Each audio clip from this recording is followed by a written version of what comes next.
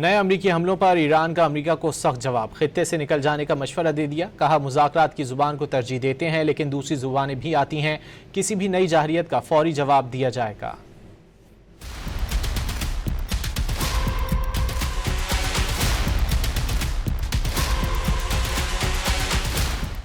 امریکہ اور ایران کے درمیان ایک بار پھر کشیدگی میں اضافہ ہو گیا۔ ایرانی وزیر خارجہ عباس عراقچی نے امریکی جارحیت کے جواب میں کہا کہ میدان جنگ میں شکست کے باوجود امریکہ نے ہمارے عزم کو آزمانے کا فیصلہ کیا۔ طاقتور ایرانی افواج کسی بھی حملے یا خطرے کا جواب دیے بغیر نہیں رہے گی۔ اگر آپ محفوظ رہنا چاہتے ہیں تو ہمارے خطے سے نکل جائیں۔ عراقچی نے واضح کیا کہ ایران ہمیشہ سفارتکاری اور مذاکرات کی زبان کو ترجیح دیتا ہے، ساتھ ہی خبردار کیا کہ وہ دوسری زبانوں میں بات کرنا اچھی طرح جانتے ہیں۔ ایرانی آرمی چیف نے بھی دو ٹوک الفاظ میں کہا کہ تہران پر اسرائیلی حملوں کا ذمہ دار امریکہ ہے، کسی بھی نئی جارحیت کا فوری جواب دیا جائے گا۔ میجر جنرل امیر حاتمی نے بتایا کہ اسرائیلی حملے سے ثابت ہوتا ہے کہ دشمن کو جنگ بندی کا کوئی خیال نہیں، نہ ہی جنگ کا خاتمہ مقصد ہے۔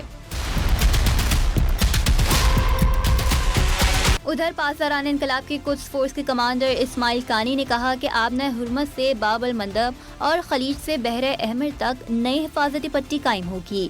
کسی جارحیت کی صورت میں پورا مزاحمتی اتحاد مشترکہ رد عمل دے گا۔ ایران کے نائب وزیر خارجہ نے واضح کیا کہ آبنہ حرمت میں گرنے والے امریکی ہیلی کاپٹر کو ایران کی جانب سے جان بوجھ کر نشانہ نہیں بنایا گیا۔ الجزیرہ نیٹ ورک کو خصوصی انٹرویو میں ایرانی سفارتکار نے واقعے میں ایران کے ملوث ہونے کی سختی سے تردید کی۔